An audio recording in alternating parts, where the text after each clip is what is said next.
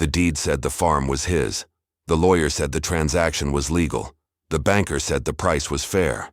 But when Nolan Travis arrived at the property with everything he owned packed in a single wagon, 3 women were standing in front of the house with their arms crossed. They were not just tall, they were giants. Each one towered over him by at least a foot, with shoulders broader than most men he had known and arms thick with muscle that looked capable of snapping timber. The tallest one stepped forward, her massive frame casting a shadow that swallowed him whole. She looked at him like he was trespassing, and maybe he was, because the house behind them was not abandoned at all. Nolan had lost his wife 2 winters ago.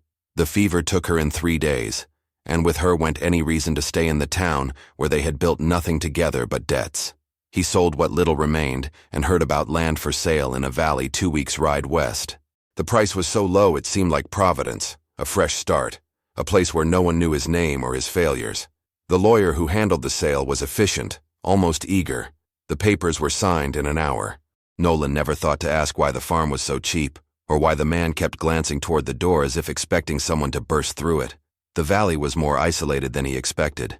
The road narrowed into a rough trail, and he passed only one other traveler in 3 days. When he finally crested the hill and saw the farm below, his chest tightened with something close to hope. The house was solid, built from dark wood that had weathered decades of sun and rain. The land stretched wide, bordered by dense forest on one side and a clear stream on the other. Crops had been planted recently. The fences were mended. Smoke rose from the chimney. He urged the horses forward, confused but not yet alarmed. Perhaps the previous owners had not yet vacated. Perhaps there had been a delay in communication. But as the wagon rattled closer, the full scope of his mistake became clear. 3 women stood in a line like sentries, and they were unlike any women he had ever seen. The one in the center was the oldest, her dark hair streaked with gray, pulled back severely from a face that held no warmth. She stood at least 6.5 feet tall, her shoulders impossibly broad, her arms thick with fibrous muscle that strained against the sleeves of her worn dress. The woman to her left was shorter but still towering, with red hair and sharp eyes that tracked his approach with unsettling precision. Her forearms were corded with sinew, hands resting on her hips with the easy confidence of someone who had never lost a physical contest. The third was the most imposing of all, a giantess who stood taller than her companions, with short blonde hair and a scar cutting across her left cheek. Her arms were bare to the elbows, revealing muscles that looked carved from granite, veins visible beneath sun-darkened skin. Nolan pulled the wagon to a stop 20 feet from the house, suddenly aware of how small he was. At 5 feet 9 inches, he was average height for a man. But standing before these 3, he felt like a child. None of the women moved. He climbed down slowly, keeping his hands visible, trying to project calm he did not feel. The thought struck him with devastating clarity. He had bought the cheapest farm in the valley, thinking it was abandoned and waiting for him. But it already belonged to 3 giant women who looked like they had been forged by the land itself. He cleared his throat. "I apologize for the intrusion. My name is Nolan Travis. I purchased this property 3 weeks ago. I have the deed here if there has been some confusion." The oldest woman tilted her head slightly, as if considering whether he was worth the effort of a response. When she finally spoke, her voice was low and carried the weight of absolute certainty. "There is no confusion. This land belongs to us. It has belonged to us. Whatever paper you carry means nothing here." Nolan felt the ground shift beneath him. Though his feet had not moved, he opened his mouth to respond, to explain, to argue. But the blonde giantess took a single step forward. Just one. The movement was economical, deliberate, and it froze him in place. Her massive hands flexed once at her sides, fingers curling into fists that looked capable of crushing stone. The muscles in her forearms rippled visibly, each tendon and vein standing out in sharp definition. "You should leave," she said quietly, her voice rumbling from deep in her chest, "before this becomes complicated." But Nolan had nowhere to go. Everything he owned was in the wagon behind him. Every coin he had was already spent. He looked past them at the house, at the land, at the life he had traveled so far to claim, and he realized with cold, creeping dread that he had made a terrible mistake, not in coming here, in believing that anything sold so cheaply would come without a price far steeper than money, in thinking that 3 giant women who had clearly worked this land into prosperity would simply step aside for a stranger with a piece of paper. The red-haired woman spoke, her sharp eyes never leaving his face. "How much did you pay?" $200, Nolan admitted. All three women exchanged glances. Something passed between them, a communication that needed no words. The oldest one shook her head slowly. 50 acres and a house, $200, you should have known. I was desperate, Nolan said, and hated how weak his voice sounded. I needed to believe it was real. Desperation makes fools of us all, the oldest woman replied. But your desperation is not our problem. This land was stolen from us once before. We will not let it happen again. She turned, and the other two moved with her. 3 massive figures walking back toward the house in perfect synchronization. Nolan watched them go, watched the way they moved with such casual power, and understood with perfect clarity that he was not just outmatched. He was in the presence of something extraordinary. 3 women who had been shaped by years of brutal work, who had built themselves into forces of nature, who would not bend to anyone. "Wait," he called out, desperation making him bold. "Please, I have nowhere else to go." The oldest woman stopped but did not turn around. "That is not our concern. If this land was stolen," Nolan pressed, "then whoever sold it to me is the real thief. Let me help you prove it."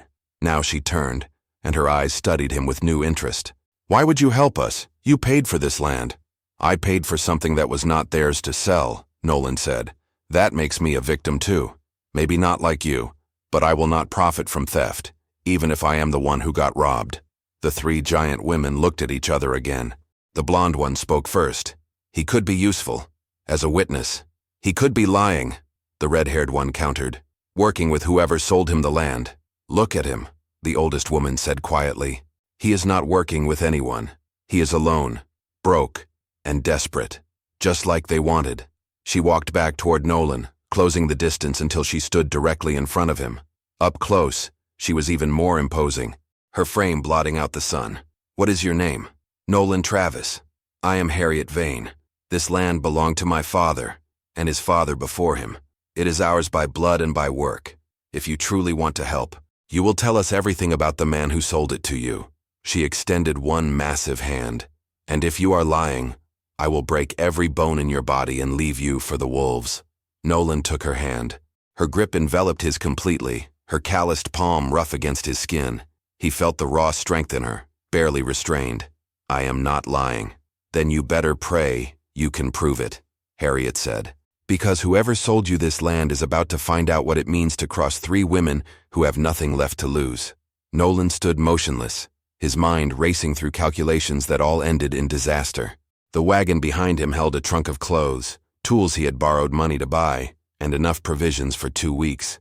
His horse was old, and the second one he had traded for barely counted as healthy. If he turned around now, he would be destitute before he reached the nearest town. The older woman with the dark hair watched him process this. Her expression did not change, but something in her posture suggested she knew exactly what he was thinking. She had seen this before. Men arriving with papers and promises, only to realize they had been sold something that was never for sale. Men who stood before her massive frame and understood too late what they were challenging.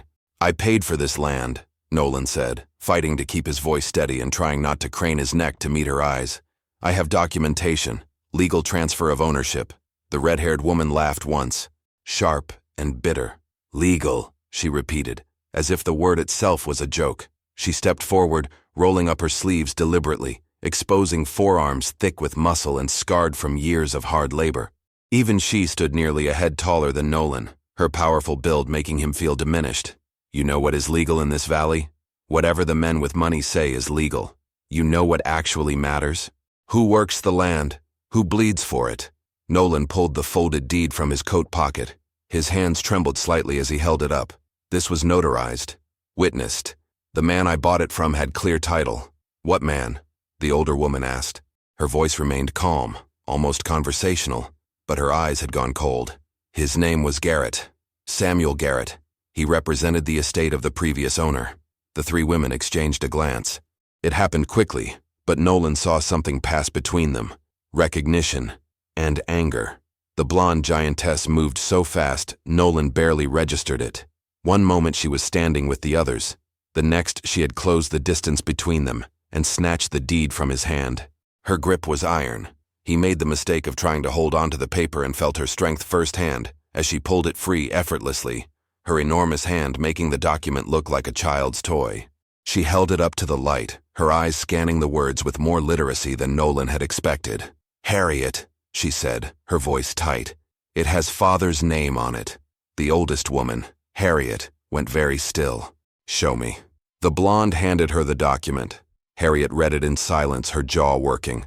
When she looked up at Nolan, something had shifted. She was no longer just protective. She was furious. "This is a forgery," she said quietly. "My father has been dead for 12 years. He could not have signed anything 3 months ago." Nolan felt the bottom drop out of his stomach. "I did not know. The lawyer assured me everything was legitimate. I came here in good faith." "Good faith does not give you the right to steal," the red-haired woman said. Her hands had curled into fists. The muscles in her arms stood out in sharp relief against her skin. "You need to leave. Now." But before Nolan could respond, a sound reached them from the main road. Hoofbeats, multiple horses, coming fast. All 4 of them turned toward the source. Through the trees, Nolan saw riders approaching, 6 men moving with purpose. Harriet's expression hardened even further. "Lettie, go inside and bar the door. Sybil, get the rifle from the barn." The blonde woman, Lettie, did not move immediately. Even angry, she was careful with her movements, as if aware that her size and strength could accidentally cause damage. "We stand together. We stand smart," Harriet said. "Go." Lettie hesitated only a moment before obeying, her long strides covering the distance to the house in seconds.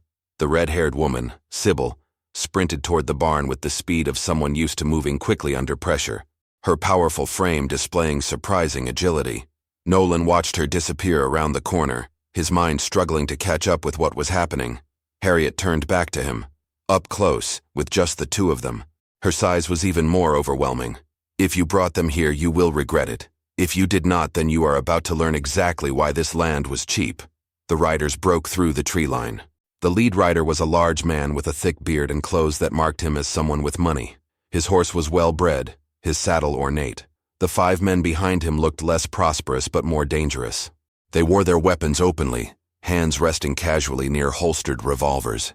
The bearded man reined his horse to a stop and surveyed the scene with obvious satisfaction. His gaze moved from Nolan to Harriet, and Nolan saw the man's confidence waver for just a moment when he took in her full height and powerful build. But the moment passed, replaced by false warmth. "Miss Vane," the man said, his voice carrying across the distance. "I see our new buyer has arrived. I hope you ladies are prepared to vacate the premises peacefully." Harriet stood with her feet planted wide, arms crossed over her chest. The position emphasized the impressive musculature of her forearms and biceps, but more than that, it displayed her sheer size. She looked unmovable as stone, a wall of human determination. "This is not your land to sell, Garrett." And it never was. So this was Samuel Garrett, the man who had sold Nolan the farm. Nolan felt a cold knot form in his chest as pieces began falling into place. Garrett smiled, but there was no humor in it. "I have all the legal documentation necessary. Your father signed over ownership before his death. The papers are filed with the county." "My father died 12 years ago," Harriet said, her voice dangerously quiet.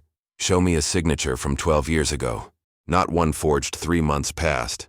Bold accusation from someone currently trespassing on private property. Garrett shifted in his saddle, and his men spread out slightly, forming a loose semicircle.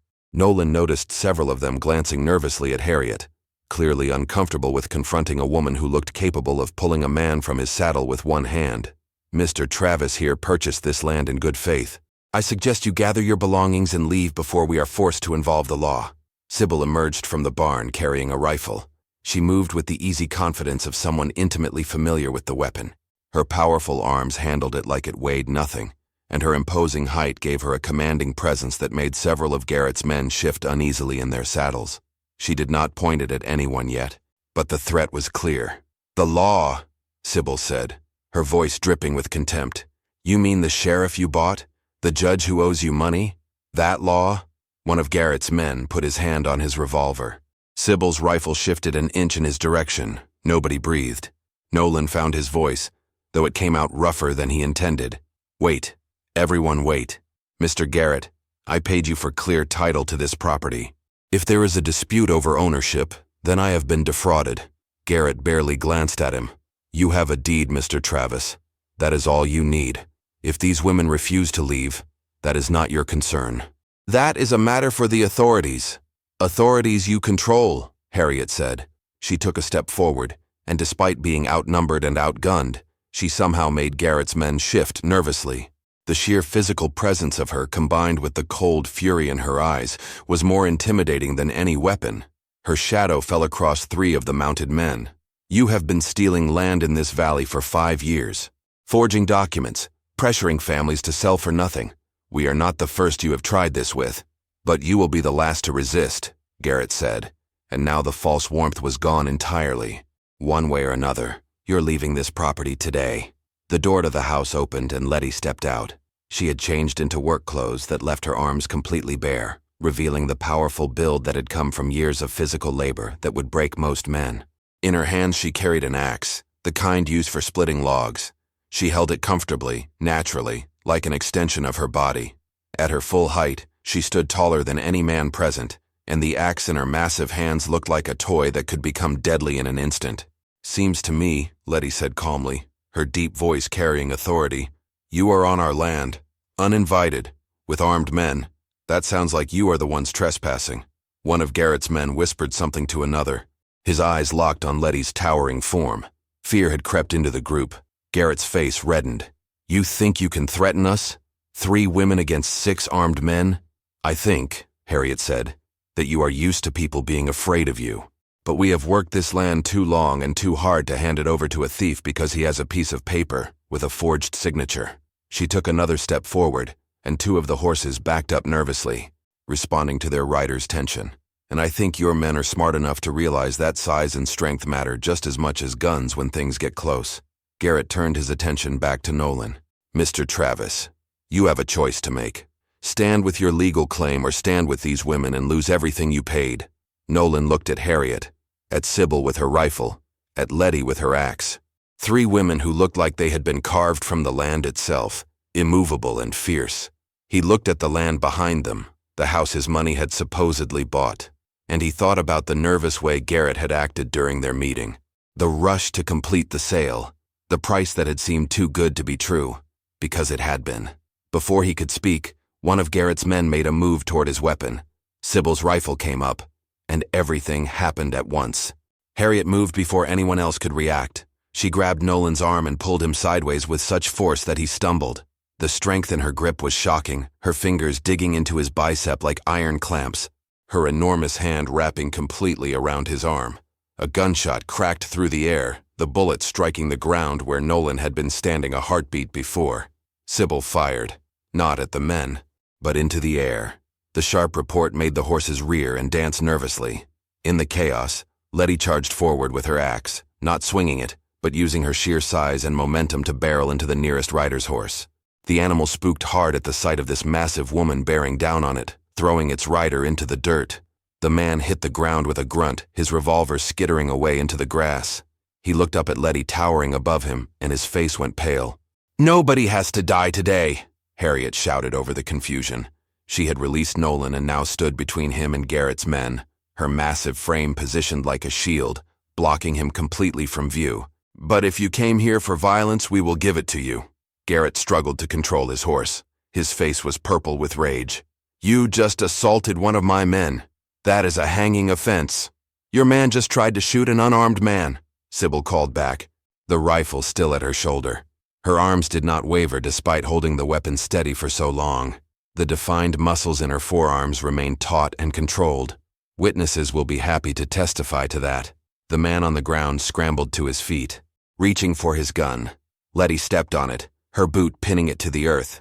She looked down at him with cold eyes, and from his position on the ground, she must have looked even more impossibly tall. Leave it. He looked up at her towering form, at the axe in her hands, at the corded muscles in her bare arms, and made the wise choice to step back empty-handed. He retreated to his horse, mounting quickly and putting distance between himself and the giantess who had unseated him so easily. Nolan's heart hammered in his chest. Everything was spiraling out of control. He had come here expecting to start a farm, not witness a gunfight. Stop! he said, his voice breaking. Just stop. Nobody was listening. Garrett's remaining men had their weapons drawn now, but they looked uncertain. Sybil had the high ground and clear aim. Lettie had proven she would not hesitate to act, and her sheer size made close combat a losing proposition. And Harriet stood in the center of it all like an immovable force, radiating an authority that had nothing to do with law and everything to do with raw presence. You want this land so badly, Harriet said to Garrett. Come take it yourself. No hired guns, no forged papers, just you and me. Garrett laughed, though it sounded forced. I am not getting in a brawl with a woman. No, Harriet agreed, her voice heavy with contempt. You are used to buying violence, not committing it yourself. You are used to stealing from people who cannot fight back. But we can fight back. And we will. Nolan saw something shift in Garrett's expression. A calculation. The man was realizing this would not be as simple as he had expected. These women would not be intimidated. They would not be easily removed. And if he pushed this to bloodshed, there would be witnesses and questions and complications. More than that, he had clearly expected them to be frightened by armed men. But these three stood their ground like giants defending their castle, utterly unmoved by threats. This is not over, Garrett said finally. He yanked his horse around. You are squatting on private property. The law will remove you. And Mr. Travis here will testify that he is the rightful owner. All eyes turned to Nolan. He felt the weight of their stares. Garrett expected him to agree, to support his claim. The three women looked at him with expressions ranging from contempt to curiosity. This was the moment, the choice he had to make. He thought about the nervous lawyer, the too good price, the forged signature on a dead man's name. He thought about Harriet pulling him out of the path of a bullet with one massive hand, about these women standing their ground against armed men because this land meant something to them that went beyond money. No, Nolan said quietly. I will not. Garrett's face went slack with shock. What? I paid you for legal title, Nolan said, his voice growing stronger. But if that title was obtained through fraud, then I have been cheated, not by these women, by you. The silence that followed was profound. Garrett stared at him as if he had grown a second head. Harriet's expression did not change, but something in her posture softened fractionally. You are making a grave mistake, Garrett said, his voice low and dangerous. You just made an enemy you cannot afford. I have already lost everything that mattered, Nolan replied. I have nothing left for you to take. Garrett jerked his reins hard, wheeling his horse around. Collect him, he barked at his men, gesturing to the one on the ground. They obeyed quickly, two of them helping the fallen man onto a horse. Within moments, they were riding away, leaving a trail of dust and unspoken threats. When they were gone, the tension broke like a snapped rope. Sybil lowered her rifle. Lettie let out a long breath, her massive shoulders rising and falling. Harriet turned to face Nolan fully. You just signed away any chance of getting your money back, she said. I know. You are either very brave or very stupid. Probably stupid, Nolan admitted. His legs felt weak. But I will not be part of theft, even if I am the one being robbed. Harriet studied him for a long moment. Then she held out her hand, her massive hand, scarred and calloused from decades of work. Harriet Vane. He took it, and her grip nearly crushed his fingers, her hand swallowing his completely. Nolan Travis. Well, Nolan Travis, Harriet said, and for the first time something that might have been respect flickered in her eyes.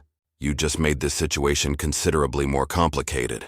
They moved inside the house as a group, though Sybil remained near the window with her rifle watching the road. The interior was simple but well maintained. A large wooden table dominated the main room, surrounded by sturdy chairs that looked reinforced to handle the weight and size of their occupants. The walls were bare, except for a few tools hanging on pegs. Everything spoke of function over comfort, of people who spent their days working rather than decorating.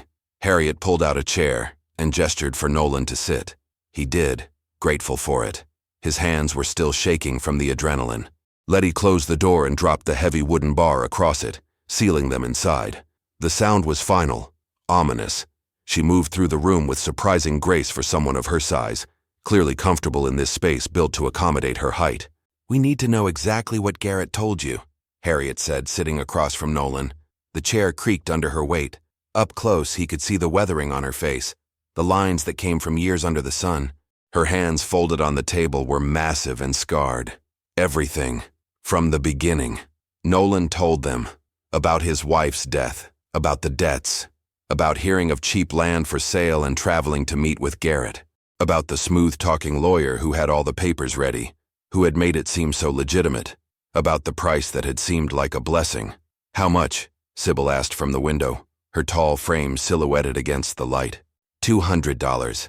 Lettie made a sound somewhere between a laugh and a growl. She leaned against the wall, her head nearly touching a beam that crossed the ceiling. "He sold you 50 acres and a house for $200.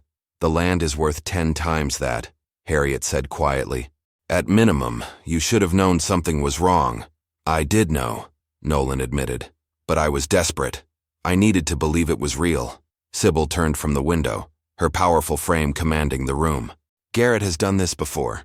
Sold land he does not own, usually to people passing through who do not know the area. By the time they realize the truth, he has their money, and they have nothing but worthless paper." "Why does nobody stop him?" Nolan asked. "Because he owns the people who could," Harriet said. Her voice was bitter. "The sheriff takes his money. The judge rules in his favor. The land office clerk files whatever documents Garrett brings. And anyone who stands against him finds their livestock dead, their barns burned, or worse." "My father stood against him," Lettie said. Her hand tightened on the handle of her axe. The muscles in her forearm bunched visibly. "They found him at the bottom of a ravine, called it an accident."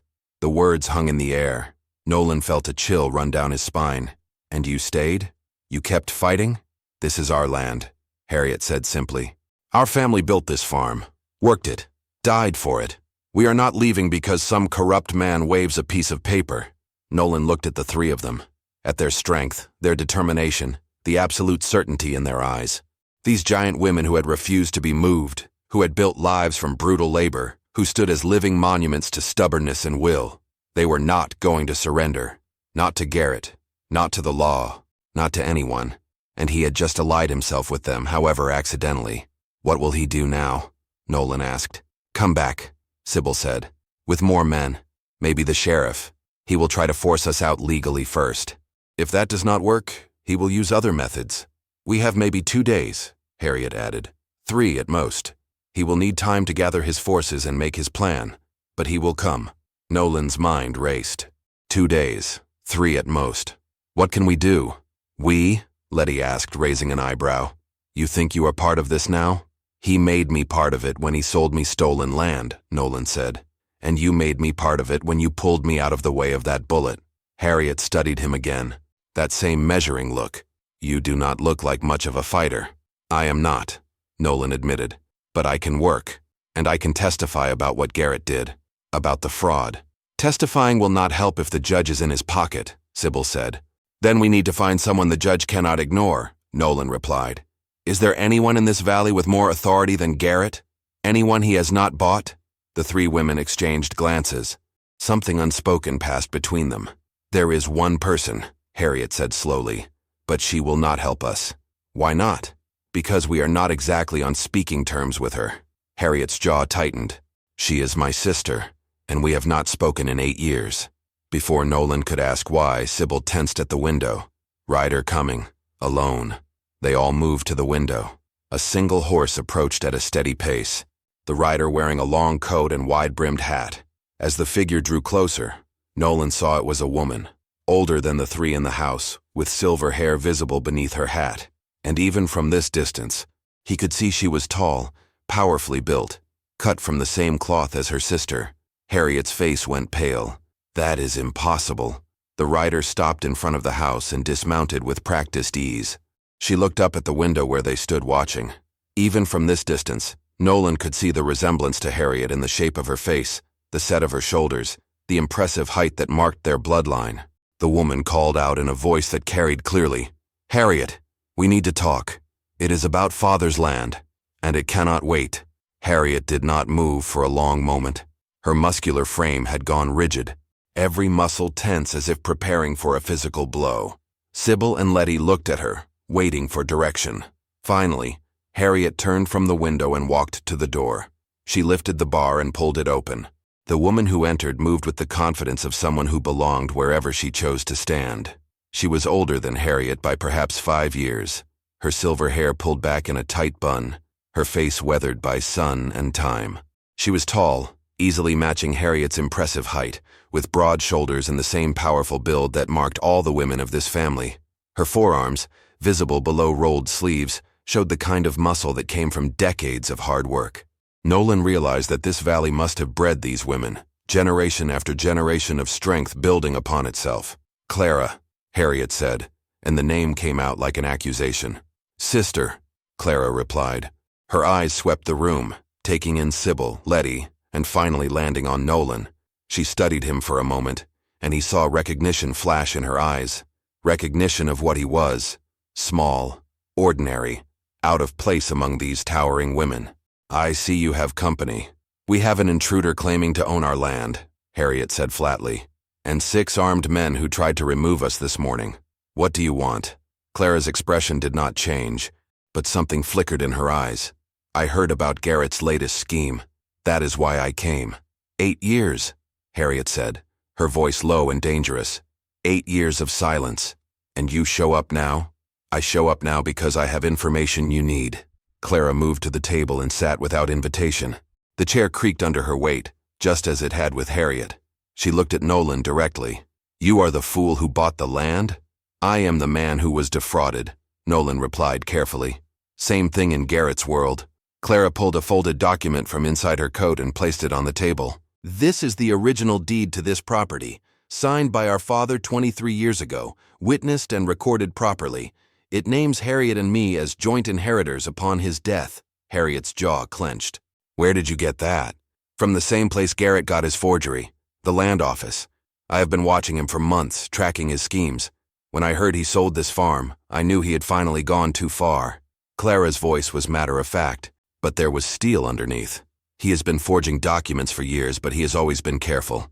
Small properties, people with no families to fight back. This time he made a mistake."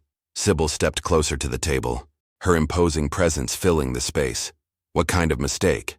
"He forged a document claiming our father signed over the land 3 months ago, but our father's death certificate is on file at the county clerk's office, dated 12 years past. Any judge, even one in Garrett's pocket, cannot ignore that discrepancy if it is brought before the territorial court." "The territorial court is 3 weeks' ride from here," Lettie said, her deep voice carrying from where she stood near the door. "Garrett will not wait that long. He will come with force." "I know," Clara said. "That is why I brought something else." She reached into her coat again and produced a badge. It was silver, worn but official. "I work for the territorial marshal's office now. Have for the past 6 years. I came here in an official capacity." The room went silent. Harriet stared at the badge as if it were a snake. "You became a marshal?" "Deputy marshal," Clara corrected. "Someone had to bring law to this valley. Real law, not the kind Garrett buys." Harriet's face flushed with anger. She rose from her chair, her full height suddenly filling the room like a storm gathering. "You left. You abandoned this farm, abandoned me, and now you come back wearing a badge and expect what? Gratitude?" Clara stood as well, and for a moment, Nolan saw them as they must have been years ago. 2 sisters, both giants in their own right, facing each other across an unbridgeable divide. "I expect nothing," Clara said, and for the first time her voice showed emotion. "I left because staying was killing me, because every day I watched you try to hold on to something that was slipping away, and I could not bear it, because I needed to do something more than just survive." "And we stayed," Harriet said, her voice rising. The muscles in her arms flexed as her hands curled into fists on the table. "We fought. We bled. We nearly died keeping this place alive, while you were off playing lawman." Clara stood, and despite being older, she moved with the same powerful grace as her sister. They were nearly identical in height, 2 massive women facing each other with years of hurt between them. "I was not playing. I was building something that could actually stop men like Garrett, and now I am here to use it." "We do not need your help," Harriet said. "Yes, you do." Clara's voice was quiet but absolute. "Because tomorrow Garrett is bringing the county sheriff and a writ of eviction. He has convinced the judge that you are squatters on Mr. Travis's legally purchased property. If you resist, you will be arrested or worse." Nolan felt his stomach drop. "Tomorrow? He is moving faster than I expected," Clara admitted. "I rode through the night to get here first. But I can stop this. I have the authority to investigate fraud, and I have the original deed proving ownership. If I am here when they arrive, they cannot simply remove you by force." Harriet's expression was torn between fury and something that might have been hope. "And what happens after? You ride away again and we are left to deal with Garrett's revenge?" "I stay," Clara said simply, "until this is finished. Until Garrett is arrested or driven out. I gave you my word once that I would always protect this family. I broke that word when I left. I am here to keep it now." Sybil looked between the two sisters, reading the tension. Both women towered over her, and she was not small herself. "Harriet, whatever happened between you, we need her. You know we do." Lettie nodded slowly, her massive frame blocking the doorway. "Garrett will bring at least a dozen men tomorrow. We cannot fight that many. Not without help." Harriet stood abruptly, the chair scraping against the floor. She walked to the window and stared out at the land beyond. Her shoulders were rigid, the powerful muscles of her back visible through her dress. When she finally spoke, her voice was rough. "You can stay, for now, but this does not mean I forgive you." "I do not ask for forgiveness," Clara said. "I ask for the chance to make things right." Outside, the sun was beginning to set. They had one night to prepare. One night before Garrett came with the full weight of his corrupted authority. And Nolan, sitting at that table surrounded by these strong, fierce women who looked like they had been carved from mountains, realized he had become part of something far larger and more dangerous than he ever imagined. They worked through the night by lamplight. Clara spread documents across the table while Sybil kept watch at the window. Lettie sharpened tools that could serve as weapons if needed, her powerful hands working the whetstone with practiced efficiency, her enormous frame hunched slightly to fit comfortably at the workbench. Harriet paced, unable to sit still, the tension radiating from her muscular frame like heat from a furnace. Watching her move, Nolan understood why Garrett had tried to use legal means first. Direct confrontation with these women would be foolish. Nolan studied the papers Clara had brought. The original deed was clear, the signature unmistakable. But more importantly, Clara had brought copies of other documents, other properties Garrett had sold using similar methods, other families he had pushed out. "There are at least 8 cases I can prove," Clara said, pointing to each file. "Probably twice that many I cannot. He finds people with unclear titles or elderly owners or families in debt. Then he manufactures documents showing ownership transferred to him or to shell companies he controls. By the time anyone realizes what happened, he has sold the property to someone else. Like me," Nolan said quietly. "You were the perfect mark," Clara agreed, not unkindly. "Desperate. From out of the territory. No connections here to question the sale. If these women had not fought back, you would have eventually been removed, and Garrett would have kept your money while retaining control of the land." "How does he keep controlling it if he sold it?" Sybil answered from the window. "He offers to buy it back for a fraction of what the buyer paid. Claims the legal troubles make it worthless. Most people are happy to take anything rather than fight." "And those who do fight?" Nolan asked.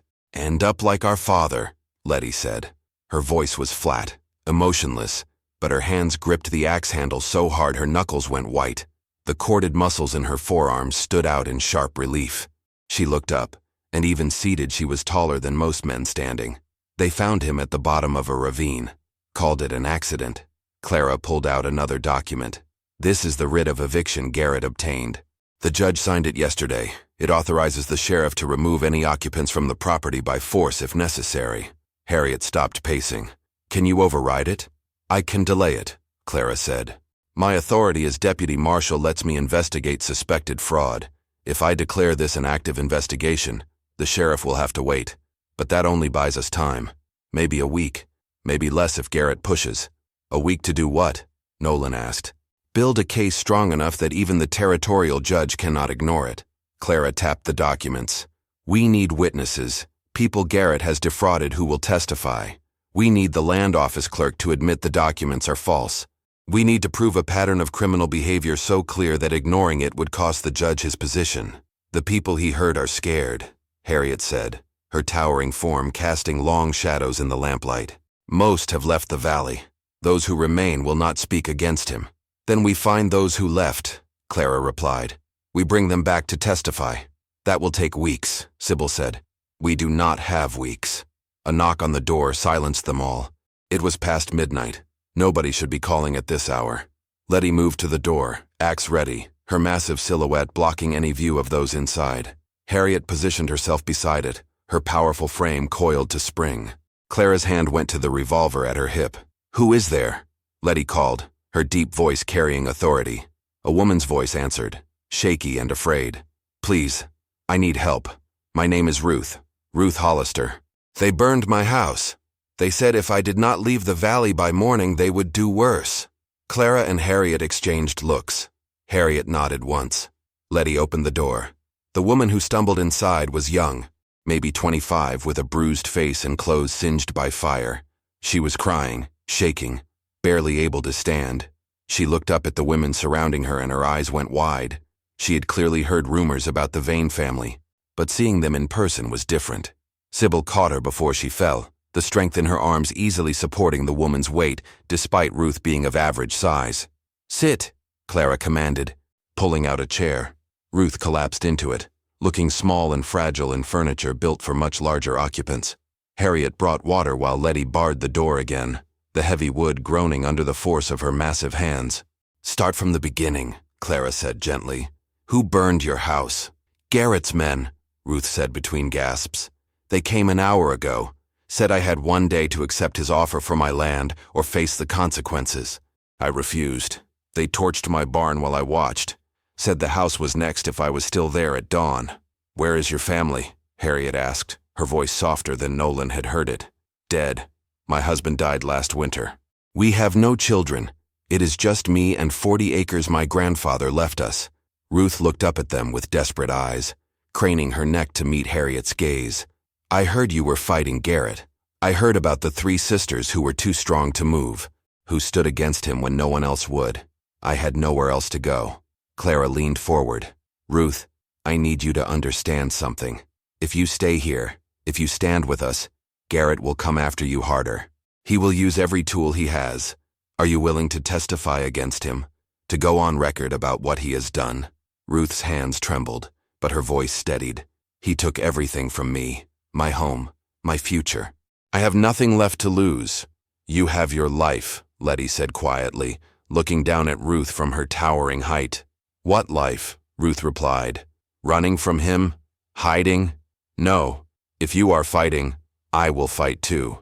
Nolan watched this woman, beaten and burned out, find courage in the face of overwhelming odds. He thought about his own choice, about standing with these women against Garrett, about how sometimes the right thing was also the most dangerous thing. Clara stood and walked to the window. Dawn was still hours away, but she seemed to sense something. Her tall frame filled the window frame completely. "He is escalating. Burning people out is new. He is getting desperate." "Why?" Sybil asked. "He has the writ. He has the sheriff. He should feel secure." "Unless something has changed," Harriet said slowly. "Unless he knows about you, Clara. Knows you are here." Clara's face hardened.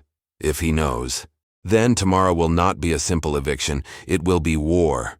And outside, in the darkness, they heard the sound of more horses approaching. The riders stopped 50 yards from the house. In the pre-dawn darkness, Nolan counted at least 15 men. Garrett sat at the front. Beside him, a man wearing a sheriff's star. Behind them, more riders carried torches that cast dancing shadows across the ground. Clara stepped out onto the porch alone, her badge pinned prominently to her coat. The lamplight from inside caught the silver and made it gleam. She stood with her feet planted wide, arms loose at her sides, her impressive height and build radiating authority that had nothing to do with the metal on her chest and everything to do with the certainty in her posture. In the flickering torchlight, she looked immovable. "That is far enough," she called out. Her voice carried clearly in the still morning air. "This property is under investigation by the Territorial Marshal's Office. Any attempt to enter constitutes interference with a federal investigation." The sheriff, a portly man with a weak chin, shifted uncomfortably in his saddle. "Deputy Vane, I have a legal writ of eviction signed by Judge Morrison. These people are trespassing on private property." "The writ is based on fraudulent documentation," Clara replied. "I have evidence that Samuel Garrett obtained title to this land through forgery and misrepresentation. Until my investigation is complete, no eviction will proceed." Garrett urged his horse forward a few steps. "Your investigation has no standing. This is a local matter, handled by local authorities. You have no jurisdiction." I have jurisdiction over any crime committed on federal territory, Clara said, and fraud is a federal crime, as is arson. She looked past Garrett to the men behind him.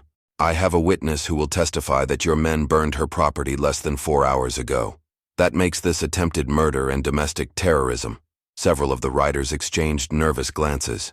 Garrett's face reddened. Lies. You have no proof. The door opened behind Clara.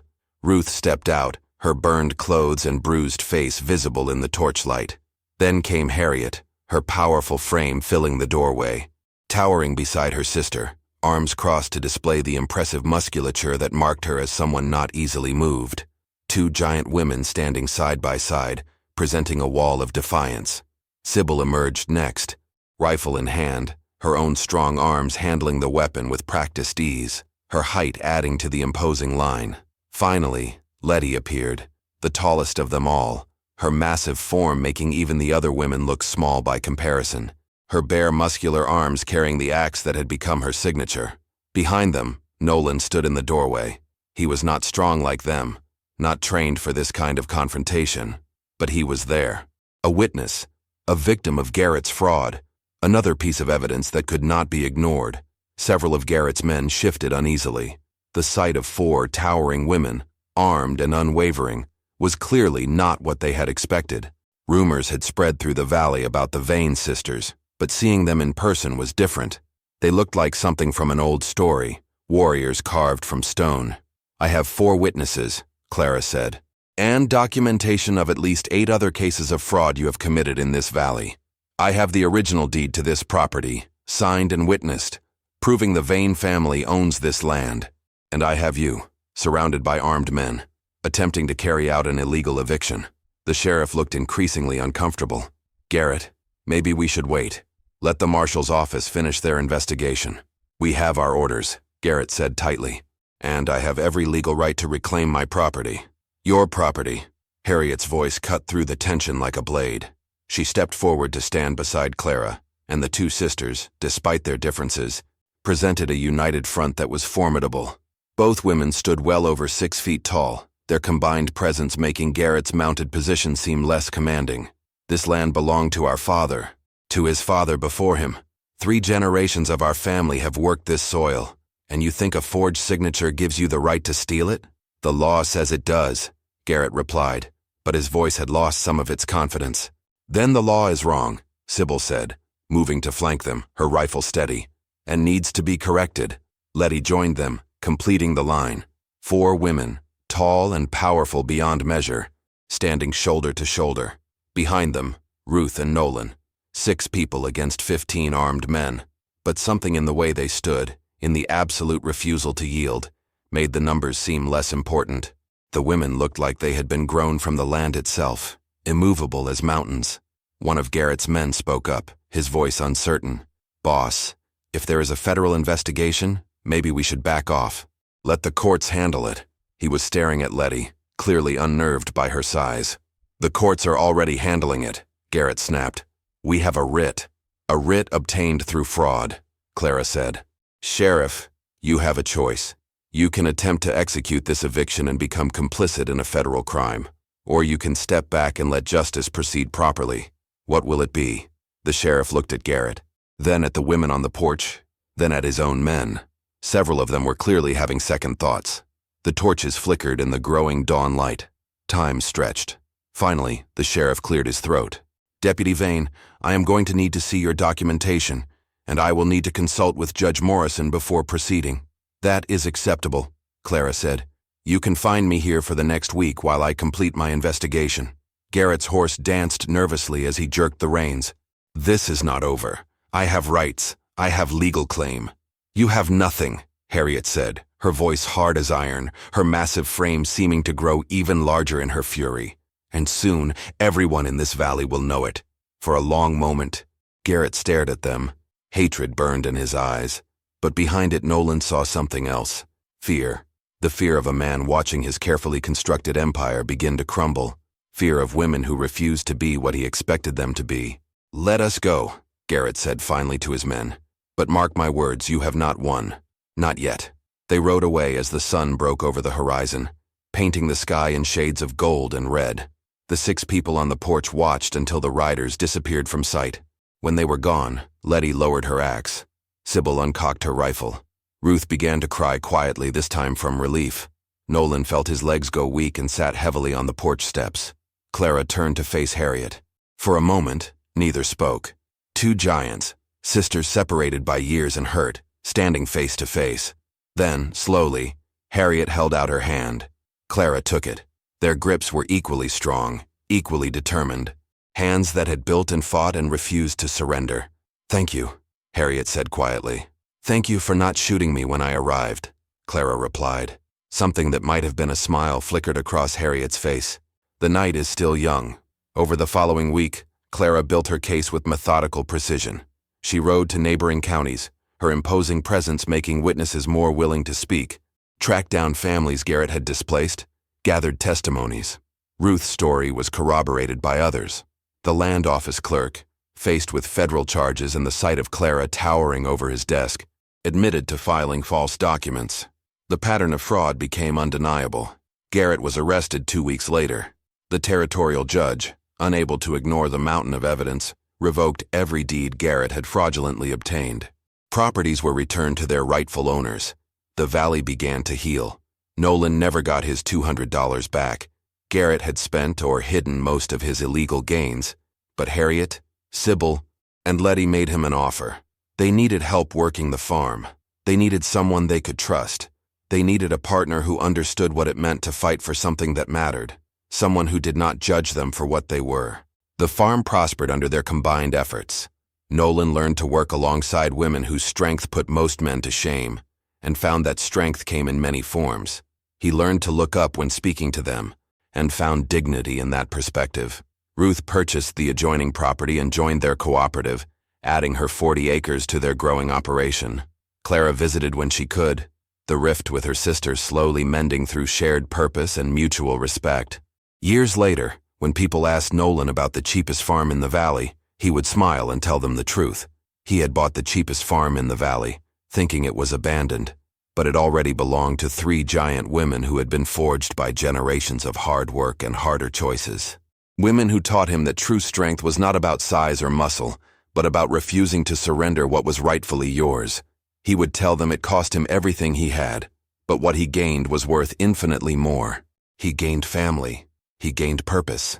He gained a home built not on forged documents, but on justice, determination, and the unbreakable will of 3 women who refused to surrender what was rightfully theirs.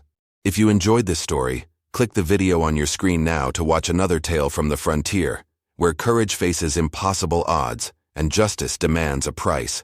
Do not forget to subscribe and consider a super chat to help us keep bringing you stories like these. Your support means the world to us.